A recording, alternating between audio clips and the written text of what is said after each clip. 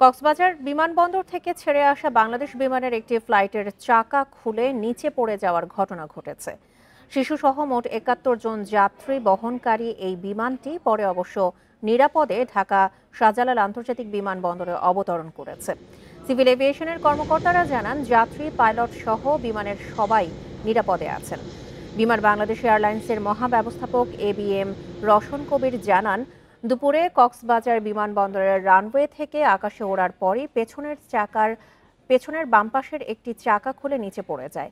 এরপর ঢাকার সাথে যোগাযোগ করে বিমানের ওই পাইলট। সিভিল এভিয়েশনের কর্মকর্তারা জানান, পাইলটের বার্তা পাওয়ার পরপরই ঢাকার হজরত শাহজালাল আন্তর্জাতিক বিমানবন্দর জরুরি অবতরণের প্রস্তুতি নেয়। এর মধ্যে পাইলট দক্ষতার সাথে ঢাকায় ফ্লাইটটি অবতরণ করেন। বিষয়টি তদন্ত করে দেখছে বলে জানিয়েছে সিভিল এভিয়েশন।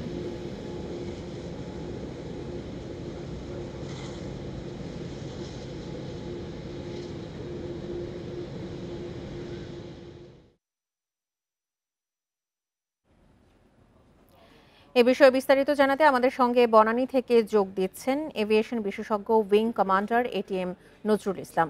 জনাব এটিএম নজরুল ইসলাম, আপনাকে স্বাগত জানাচ্ছি ইন্ডিপেন্ডেন্ট সংবাদে।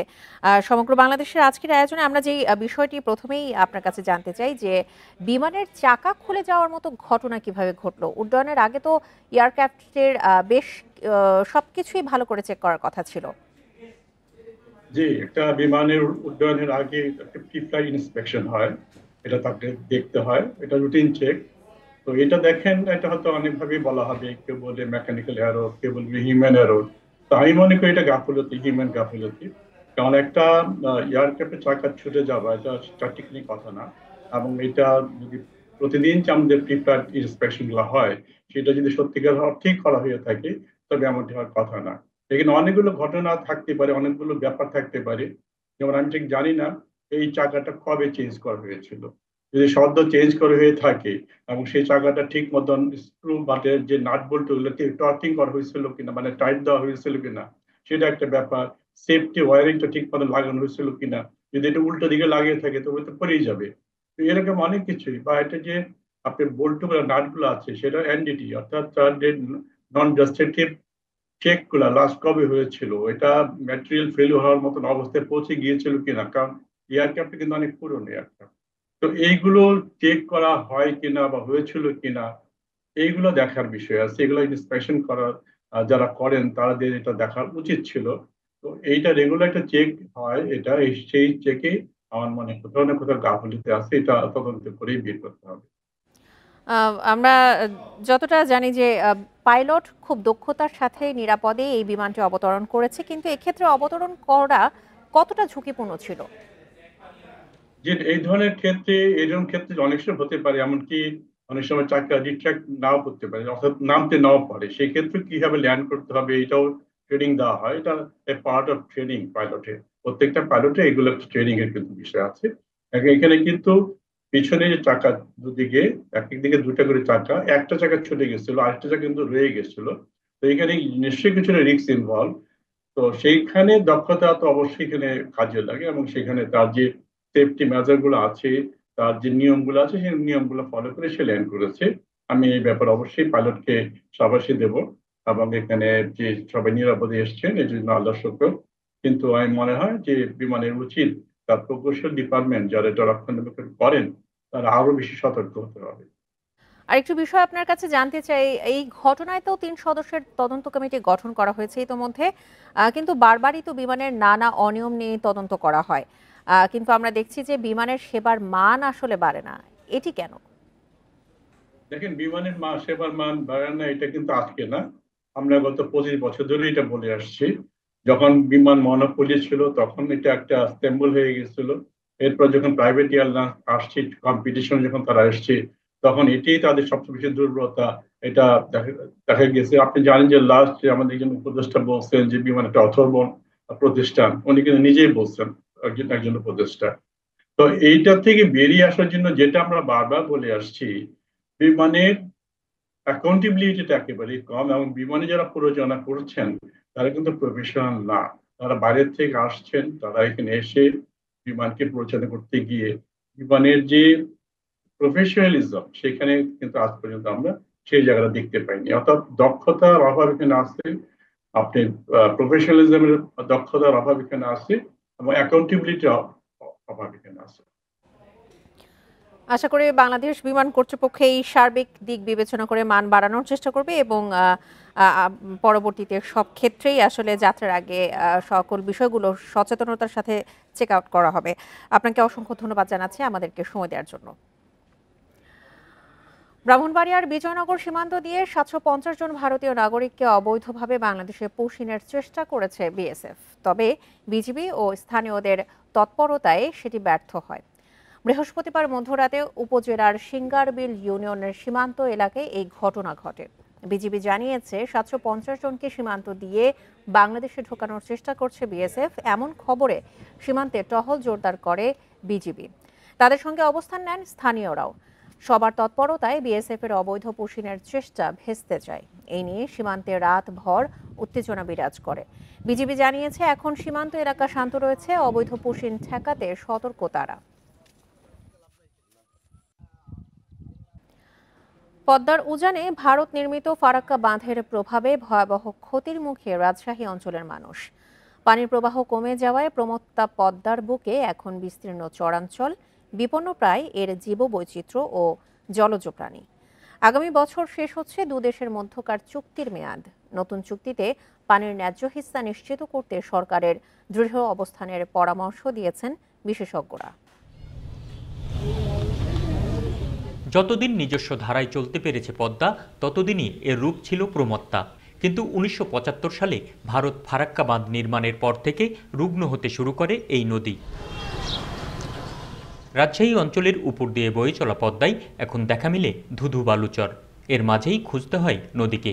অথচ একসময় এ নদীর গর্জন শোনা যেত অনেক দূর থেকে। তখন তো নদীতে স্রোতই নাই, ওরকম গর্জন, ওরকম ঢেউ এমন তো নাই। এখন মাছের সংখ্যা বাড়ানোই নাই, চ্যানেল আছে এরকম। রাজশাহীতে পদ্মার পানি প্রবাহের বিপজ্জনক উচ্চতা 18.05 মিটার। 2010 সালে যা সর্বোচ্চ 19.47 মিটারে ওঠে। গত 12 মে এই উচ্চতা অস্বাভাবিকভাবে নেমে দাঁড়ায় 6.95 মিটারে। ভরা বর্ষাতেও আগের মতো পানির প্রবাহ থাকে না এই নদীতে।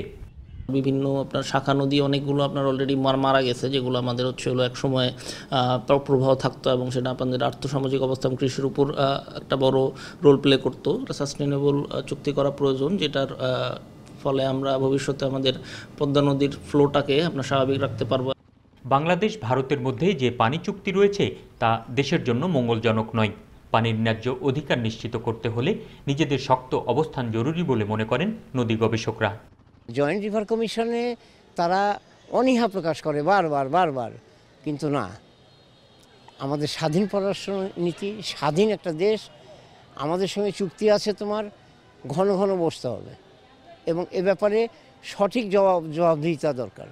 আলোচনার মাধ্যমে নতুন চুক্তিতে নিজেদের অধিকার প্রতিষ্ঠা করা না গেলে আগামীতে এই সংকট আরও জটিল হবে বলে মনে করেন বিশিষ্টজনরা। Ahsan Habib, Apu, Independent News, Rajshahi. Gas সংকটের কারণে মারাত্মকভাবে ব্যাহত হচ্ছে গাজীপুরের কারখানাগুলোর উৎপাদন। পাশাপাশি বেড়েছে লোডশেডিং। ডিজেল চালিত জেনারেটরে খরচ বাড়ার কারণে বাড়ছে উৎপাদন ব্যয়, কমেছে উৎপাদন সক্ষমতা। এই পরিস্থিতিতে কারখানা সচল রাখা নিয়ে দুশ্চিন্তায় মালিকেরা। গাজীপুরে বেশিরভাগ কারখানা তৈরি পোশাক শিল্পের। এছাড়া রয়েছে ওষুধ, চামড়া, সিরামিকের কারখানাও।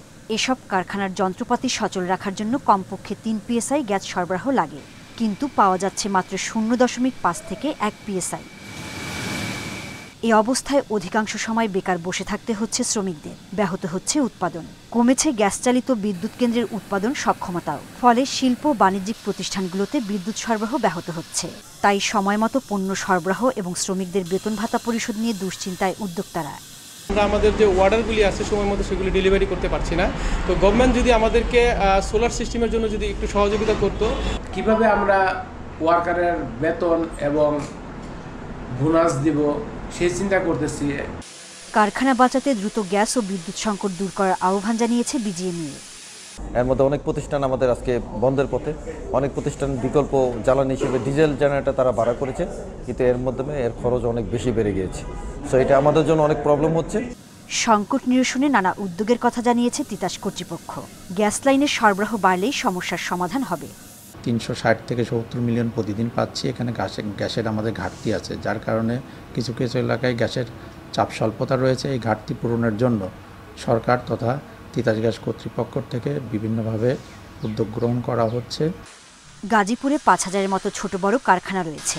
এগুলোর বেশিরভাগই গ্যাস সরবরাহের উপর নির্ভরশীল। Independent news. গ্যাস সংকটের কারণে মারাত্মকভাবে ব্যাহত হচ্ছে গাজীপুরের কারখানাগুলোর উৎপাদন। এই বিষয়ে আরো জানাতে গাজীপুর থেকে যোগ দিচ্ছেন সহকর্মী আবুল হাসান। আবুল হাসান, গ্যাস সংকট নিরসনে উদ্যোগের কথা জানিয়েছে তিতাস, কবে নাগাদ সমস্যা সমাধানের আশ্বাস মিলেছে?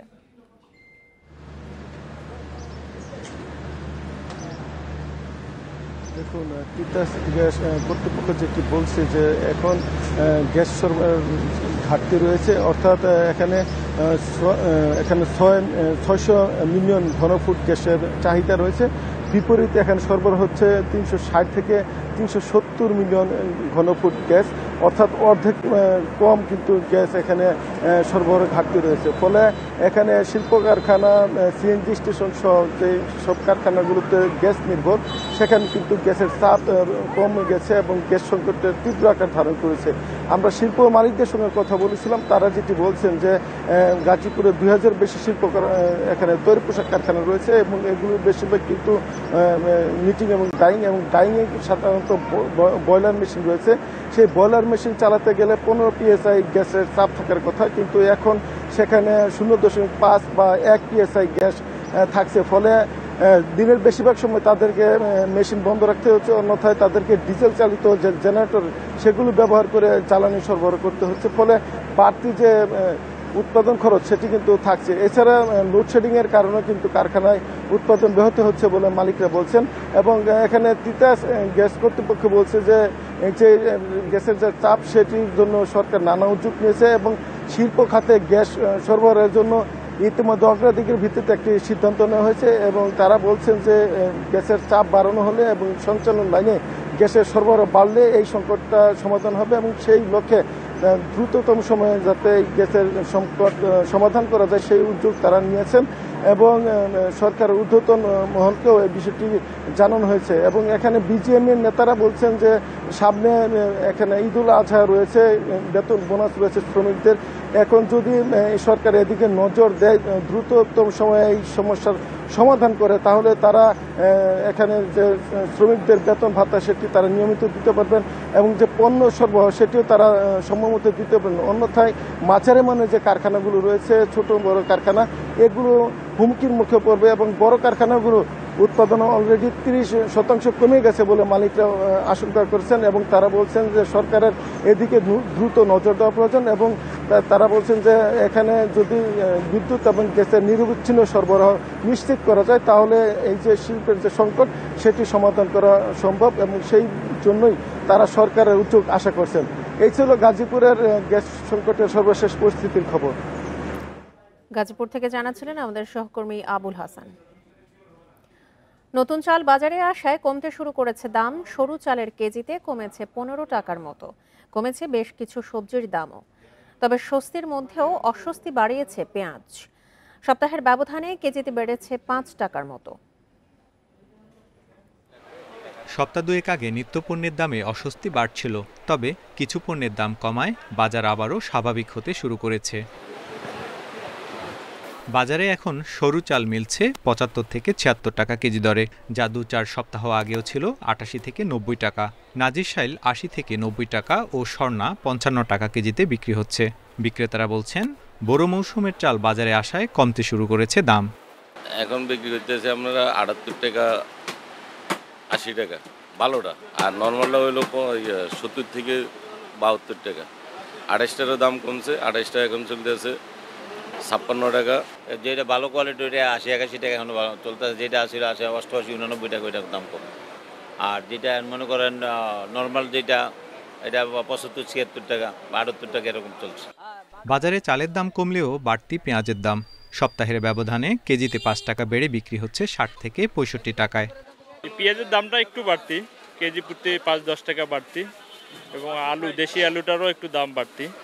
আর অন্যান্য জিনিস মোটামুটি স্বাভাবিক আছে। আদা বা রসুন মোটামুটি সহনীয় পর্যায়ে আছে, 180 টাকায় কিনলাম আদা রসুন।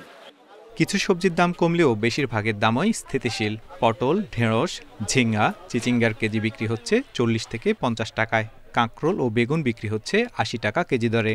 ঝিঙ্গা, চিচিঙ্গা, দুন্দুল, করলা, পটল, কাঁচা পেঁপে, বেগুন সবটাই দাম কমছে। এদিকে কিছুটা কমেছে ব্রয়লার ও সোনালী মুরগির দাম। ব্রয়লারের কেজি বিক্রি হচ্ছে 160 থেকে 170 টাকা, যা গত সপ্তাহের চেয়ে 20 টাকার মতো কম। সোনালী মুরগি বিক্রি হচ্ছে 240 থেকে 280 টাকা কেজিতে।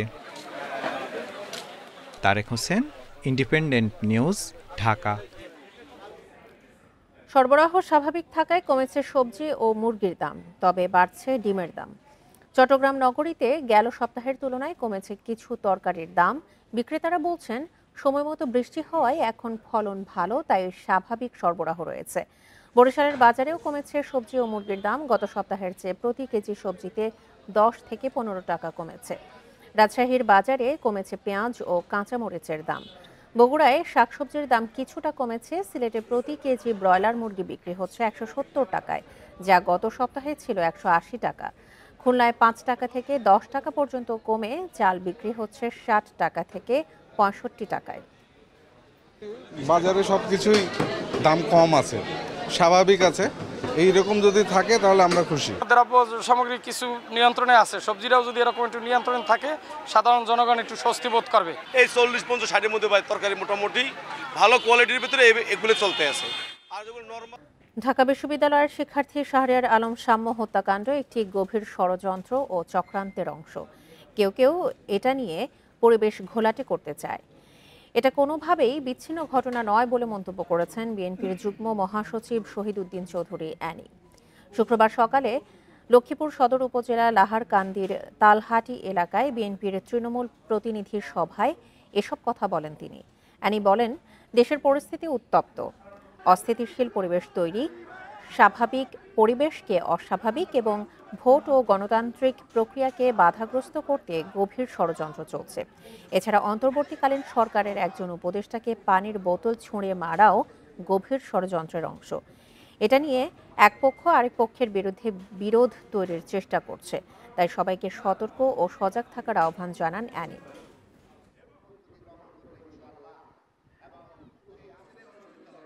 একজন উপদেষ্টাকে পানির বোতল মারা এটাও কিন্তু কম ষড়যন্ত্র অংশ না। একটা অস্থিতিশীল পরিস্থিতি সৃষ্টি করে দেওয়া যায়, তাহলে আমাদের যে টার্গেট, আমাদের যে ভবিষ্যতে ভোট, যার জন্য আমাদের এত আন্দোলন সংগ্রাম, আমাদের যে একটা গণতান্ত্রিক ধারা, একটা গণতান্ত্রিক প্রক্রিয়া, এটাকে বাধাগ্রস্ত করার জন্য এই গভীর ষড়যন্ত্র চলতেছে।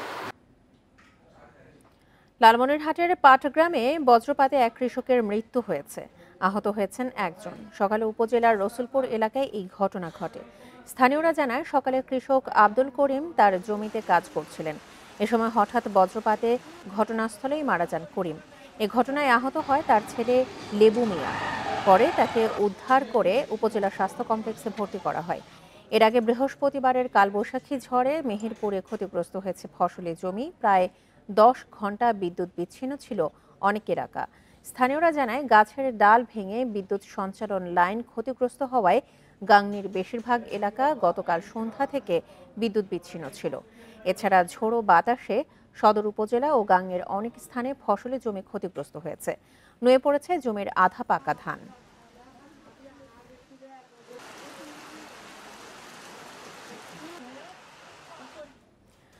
গোপালগঞ্জের কোটালীপাড়ার মাছের ঘের কাটাকে কেন্দ্র করে দুই গ্রুপের মধ্যে সংঘর্ষে আহত হয়েছেন অন্তত 10 জন। আহত 7 জনকে গোপালগঞ্জ জেনারেল হাসপাতালে ভর্তি করা হয়েছে।